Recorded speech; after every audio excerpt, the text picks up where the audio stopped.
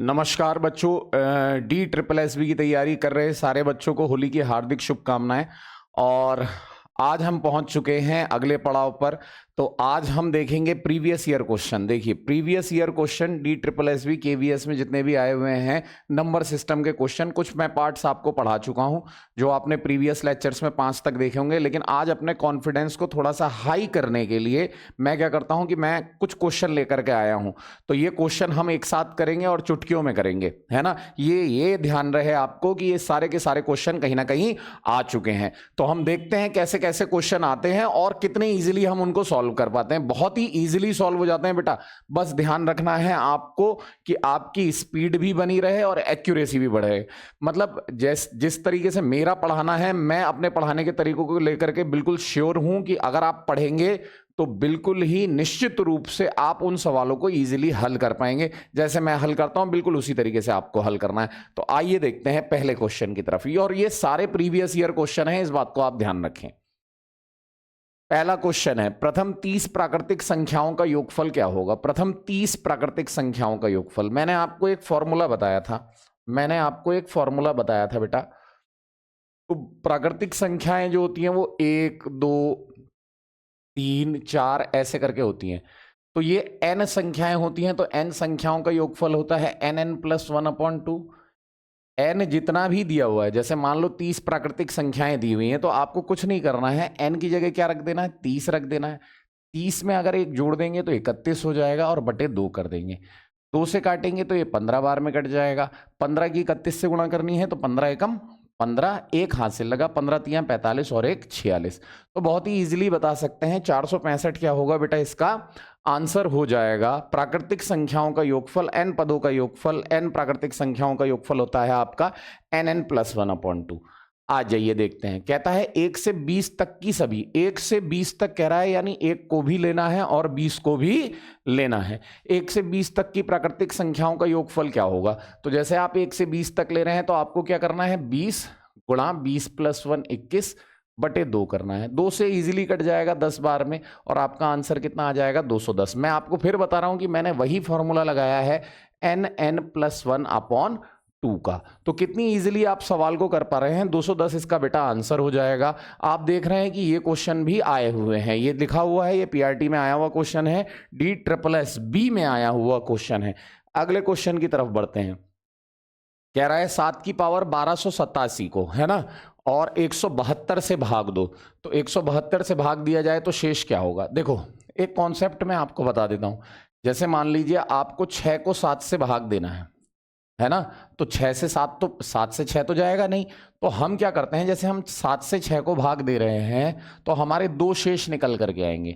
अगर मैं शेष की बात करूं तो भाई 7 से 6 को भाग देने पे या तो 6 ही शेष रह जाएगा, या अगर हमने 7 एकम 7 कह दिया तो माइनस का 1 शेष रह जाएगा। तो कभी आपका माइनस में आंसर आ जाए तो 7 में से 1 घटा देना और 6 बता देना, आपका रियल शेष निकल करके आ जाएगा। आ रही है बात समझ में। जैसे कोई मुझसे कहता है 35 को भाग दो 9 से, शेष कितना आएगा। तो नॉर्मली आप जैसे भाग देते हो 9 को, तो 9 से आप कहोगे 9 तियां 27, तो आपका शेष कितना आना चाहिए, आपका शेष आना चाहिए 9 तियां 27 करने पर 5 3 8। लेकिन आप कहते हो 9 चौक 36, तो आपका माइनस का 1 शेष आता है। माइनस का 1 शेष आ गया तो यानी आप 9 में से 1 को घटा दो और आपका 8 शेष आ जाएगा। तो आप मेरी बात समझ गए होंगे, है ना। ऐसे ही 7 को भाग देने के लिए कहता है 7 की पावर 1287 को आपको भाग देना है 172 से, है ना। ऐसा नंबर ढूंढते हैं जो 7 की पावर में 172 से कट जाए।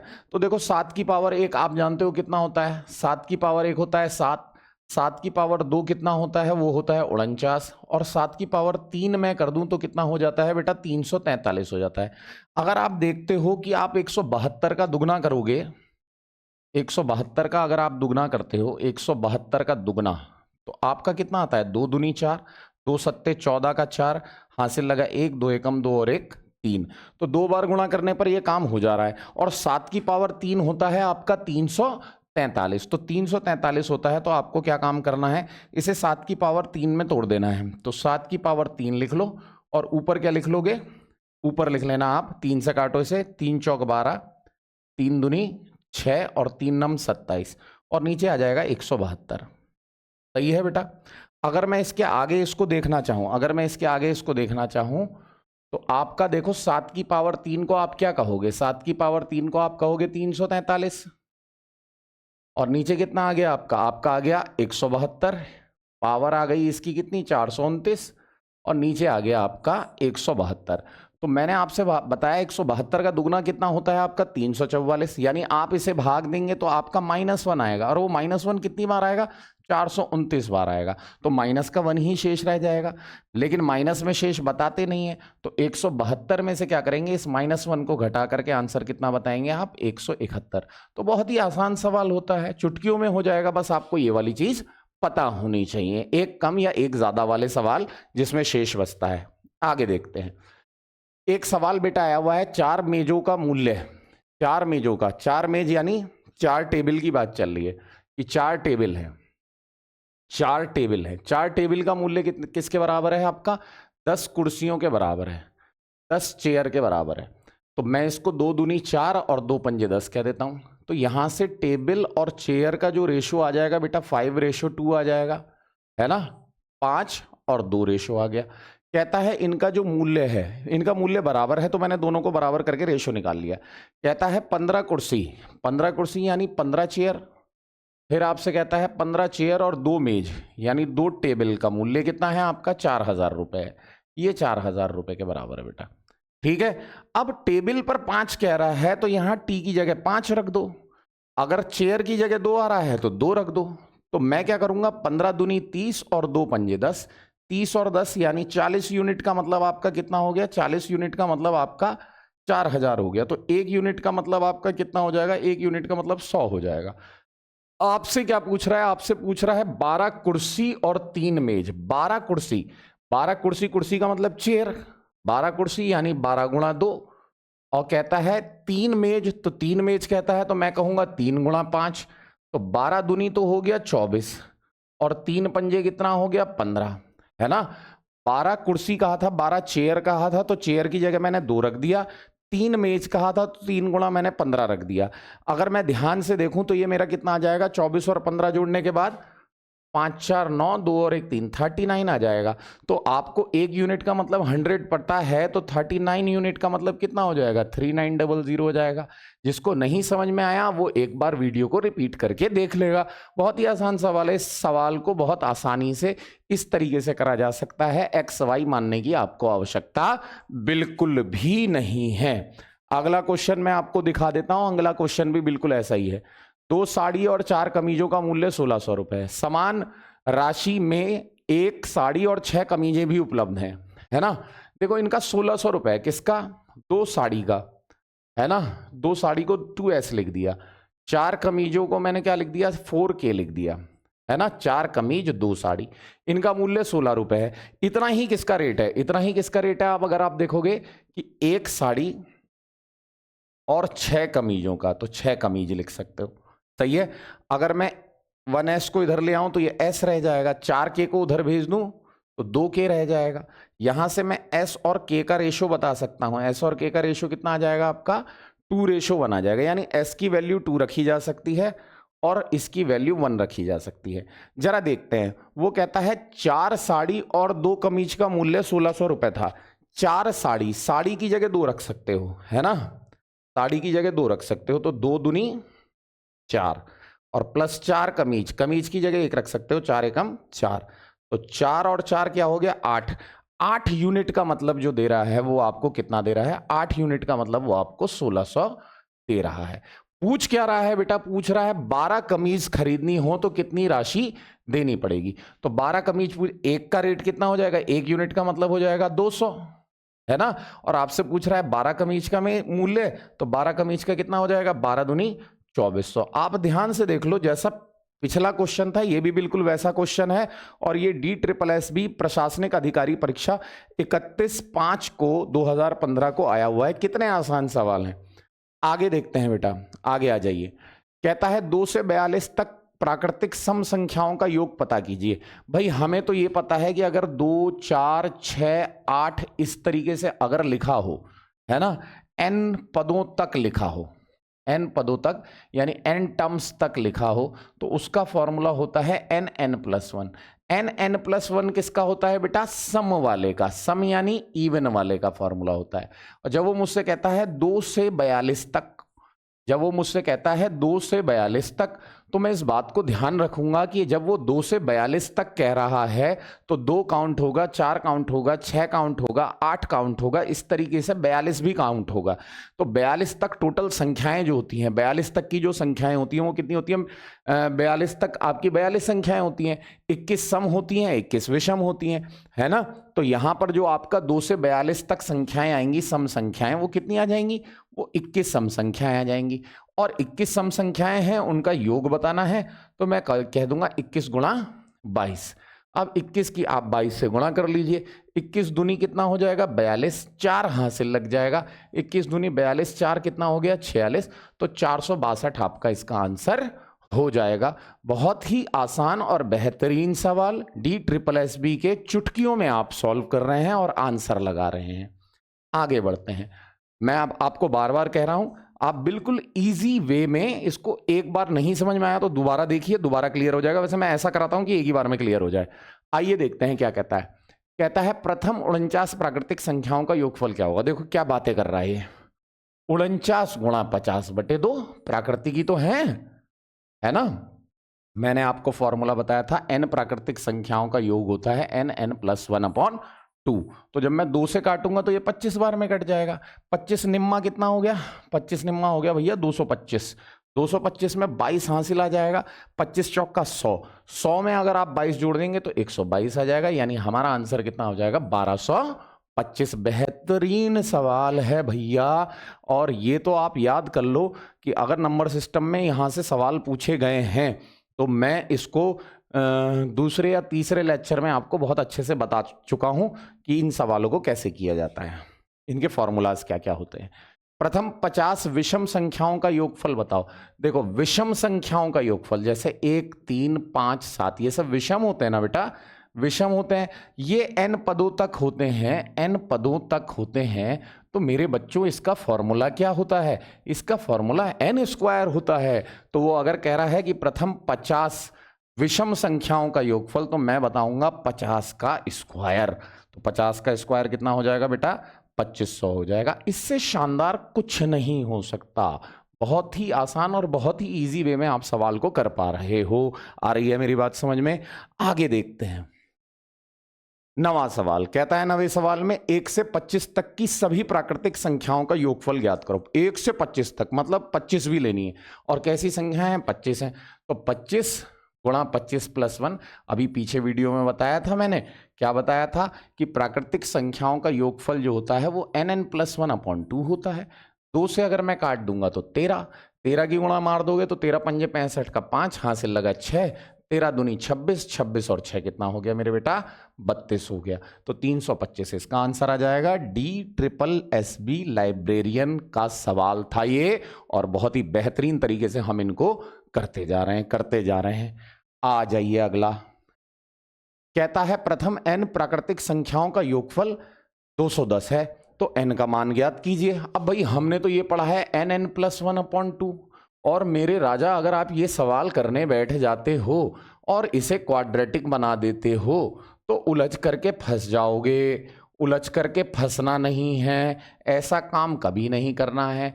जब भी क्वाड्रेटिक इक्वेशन बन जाएगी तो आप इससे आगे नहीं बढ़ेंगे, आपको आगे नहीं बढ़ना है। जहां जहां क्वाड्रेटिक इक्वेशन बनेगी वहां पर आपको ऑप्शन का सहारा लेना है। जैसे मेरे बच्चों क्या है ये 20, 21, 22 और 10, तो मैं मानता हूं कि पहला आंसर 20 सही है, तो मैं यही तो कहूंगा 20 गुणा 21/2, है ना। तो जब मैं 2 से काटूंगा तो 10 आ जाएगा और ये 210 आंसर आ जाएगा। यानी मैंने क्या ली? पदों की संख्या, मैंने नंबर ऑफ टर्म्स यानी n की वैल्यू क्या ली? 20 ली, और 20 गुणा 21/2 करके देखा तो मुझे बिल्कुल मेरा आंसर दिखाई दे गया कि आंसर तो यही आ रहा है, 210 योग आ रहा है। तो 210 योग आ रहा है तो मेरा यही आंसर सही है। तो जब भी क्वाड्रेटिक इक्वेशन बनेगी, ये लेसन पूरी लाइफ भर याद रखना है कि जब भी क्वाड्रेटिक इक्वेशन बनेगी तो आपको क्या करना है? आपको इन्हीं का इस्तेमाल करना है, बाई ऑप्शन। ठीक है, आ जाओ। कह रहा 1000 और 5000 के बीच विद्यमान संख्या 225 है ना, 225 से विभाज्य है। देखो ये सवाल थोड़ा सा समानांतर श्रेणी का आ जाता है, थोड़ी सी मेहनत करा देता है आपसे। हालांकि मैं अगर आपको 225 का पहाड़ा पूछूंगा तो आप कहोगे 225, 225 का दुगना कितना हुआ 450, 450 का दुगना कितना हुआ 950, 450 का दुगना 900 हो गया। अब 900 के बाद अगर 225 जोड़ोगे तो सबसे पहला नंबर जो होगा 1000 के बाद 1125 नहीं होगा, जो 25 से कटता होगा। ऐसे ही 5000 मुझे देखना है ना। अब मैं चाह रहा हूं 225 से मैं 5000 के निकट पहुंच जाऊं, तो मैं क्या करूंगा 225 का 2 बार तो ये 450 आ जाएगा, फिर ये बच जाएगा 50 और ये 0 आ जाएगा, फिर 2 बार मैं करूंगा तो ये फिर से 450 आ जाएगा, है ना, 450 आ जाएगा। यानी 50 कम कर दूं तो काम मेरा चल जाएगा, 50 एक्स्ट्रा आ रहा है, या आखिरी नंबर जो होगा वो 4950 होगा। मैंने आपको बताया है कि अगर आपको निकालना है, देखो इन सब में क्या होगा, अगला जो नंबर होगा उसमें 225 का गैप होगा, है ना। तो मैंने आपसे बताया था समानांतर श्रेणी में, मैं पढ़ा चुका हूं, पिछले लेक्चर्स को आप पूरा पूरा देखेंगे तो आपको बिल्कुल समझ में आ जाएगा। मैं आपको फिर भी बता देता हूं कि उसका फॉर्मूला होता है अंतिम संख्या, है ना, माइनस प्रथम संख्या। प्रथम संख्या और जो देखो 225 से विभाजित हैं, सब में 225 का ही अंतर चल रहा होगा, जिसको सार्वंतर कहते हैं। तो हमें कोई आगे की संख्या लिख करके झंडे नहीं गाड़ने हैं, हमें अंतिम संख्या उठा लेनी है। क्या उठा लेनी है? 4950 उठा लेनी है, माइनस उसमें से 1125 कर देना है। सार्वंतर कितने कितने का चल रहा है? 225 225 का, और उसके बाद मुझे उसमें +1 कर देना है। मेरे जितने भी नंबर्स होंगे, है ना, कितनी संख्या, यानी पदों की संख्या मेरी निकल करके आ जाएगी, है ना। चलो इसे सॉल्व करते हैं। 4950, 10 में से 5 गया बेटा, 5 बचेगा, है ना। यहां फिर 4 रह जाएगा ना, 4 में से 2 जाएगा, 2 बच जाएगा। फिर बेटा यहां पर देखो, यहां पर कितना है आपका 9, 9 में से 1 जाएगा तो 8 बच जाएगा, और 4 में से 1 जाएगा तो 3 बच जाएगा। ये आ जाएगा आपका 225, और इसमें क्या करना है, मुझे +1 करना है। अच्छा, तो 225 से काटना है, आओ 25 से काटते हैं। 25 निम्मा 225, 9 बार कट गया, 25 एकम 25, 38 में से 25 जाएगा तो 3 यहाँ बचेगा, 1 यहाँ बचेगा, है ना, 2 उतरेगा, तो फिर से कितना जाएगा, 25 पंजे 125, 125 जाएगा। तो यहाँ पर कितना बच जाएगा, 5 2 7 बच जाएगा, 25 3 75, और 9 से अगर मैं इसे काटूं, 5 और 1 6, 6 3 9, 9 से 1 कट जाएगा, 9 एकम 9, है ना, और 9 सत्ते 9 एकम 9, 9 सत्ते 63, तो 17 और 1 मिला करके कितना हो गया, 18। तो कुल पदों की संख्या कितनी हो जाएगी, 18। 1000 और 5000 के बीच में पूछी थी, तो ये दोनों नंबर ही 1000 और 5000 के बीच में आते हैं। प्रथम संख्या हमको मिल जाती है और अंतिम संख्या हमको मिल जाती है। जब प्रथम और अंतिम संख्या हमको मिल जाती है तो वो हमसे बस पूछता है पदों की संख्या, और पदों की संख्या अगर वो हमसे पूछ रहा है तो पदों की संख्या का हमारे पास फॉर्मूला ये दिया हुआ है। हम जब इसको सॉल्व करते हैं तो मैं आपसे बता रहा था कि 10 में से 5 जाएगा, 5 बचेगा, 4 में से 2 जाएगा, 2 बचेगा, और 9 में से 1 जाएगा, 8 बचेगा, 4 में से 1 जाएगा, 3 बचेगा, और जब मैं इसे 225 से भाग दूंगा फिर +1 करूंगा तो मैंने जब दिया तो ये 17 बार में कट गया, 17 और 1 मिला करके कितना आ जाएगा आपका, 18 आ जाएगा। तो 18 आपका सही आंसर माना जाएगा। आइए देखते हैं 12वें क्वेश्चन को। तो 12वां क्वेश्चन भी बहुत इजी है। तो 12वां क्वेश्चन इजी है। क्या है 12वें क्वेश्चन में? प्रथम 25 विषम संख्याओं का योग ज्ञात कीजिए। तो 25 संख्याएं हैं तो 25 का स्क्वायर कर लेना है, क्योंकि विषम संख्याओं का फॉर्मूला होता है n स्क्वायर। 25 का स्क्वायर भैया मेरे हिसाब से तो 625 होता है, तुम देख लेना भाई साहब। ये भी DSSB का ही आया हुआ क्वेश्चन है। लगातार देखो, एक व्यक्ति का आरंभिक वेतन 5200 रुपए था। ये थोड़ा सा सोच का क्वेश्चन है ना। ये सोच का क्वेश्चन कैसे हुआ? ये सोच का क्वेश्चन हुआ कि आपका बेसिक कितना मजबूत है, कितना मजबूत नहीं है। आप एक गलती कर बैठेंगे इस सवाल में, मैं पहले आपकी गलती बता देता हूं। वो कहता है एक व्यक्ति का आरंभिक वेतन 5200 है, प्रति माह यह ज्ञात है कि वह प्रति माह 320 रुपए के वेतन की वृद्धि प्राप्त करेगा। 10वें माह उसका वेतन ज्ञात कीजिए, है ना, उसका 10वें माह वेतन ज्ञात करना है। अब बच्चा क्या करता है, वो कहता है 5200 तो है ही सर, और हर महीने वृद्धि हो रही है 320 की, तो भैया आंसर आ जाएगा 3200। 3200 की वृद्धि हो जाएगी 5200 में, और आपका आंसर कितना आ जाएगी? आपकी गलती बता रहा हूं मैं, 0 0 2 2 4 5 3 8। फिर बड़ी खूबसूरती से देखेगा ऑप्शन की तरफ, कहेगा अरे अरे इनमें से कोई नहीं आंसर है। नहीं बेटा, आप गलती कर रहे हैं। मैं आपको बताता हूं, आपका वेतन 5200 रुपये है, पहले महीने तो आपको 5200 ही वेतन मिलेगा, तो 5200 मिलेगा। नेक्स्ट मंथ जब होगा तो आपको क्या है, 320 रुपए की वृद्धि मिलेगी। तो 320 की जो वृद्धि मिलेगी वो 9 महीने ही तो मिल पाएगी बेटा। तो 9 का 0, 9 दूनी 18, और 9 तियां 27 और 1 28, और पहले कितना वेतन था? 5200।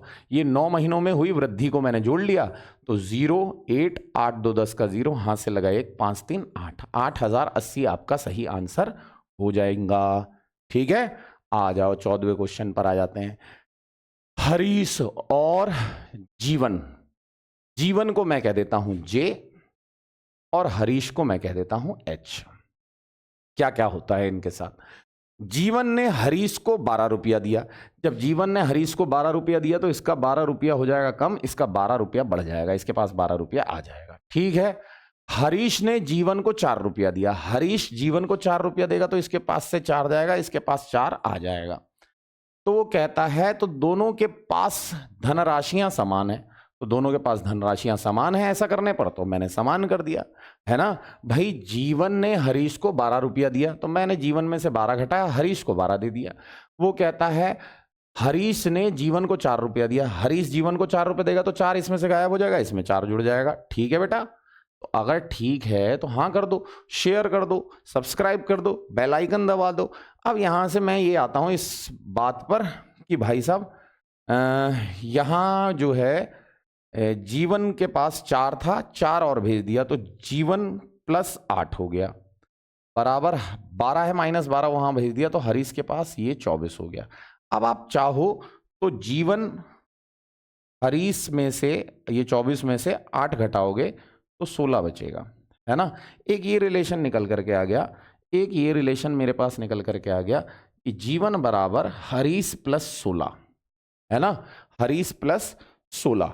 अब वो ये कहता है कि आरंभ में दोनों में से किसके पास कम धनराशि थी, है ना, आरंभ में किसके पास कम धनराशि थी, तो कम धनराशि, दोनों में से कम धनराशि किसके पास थी।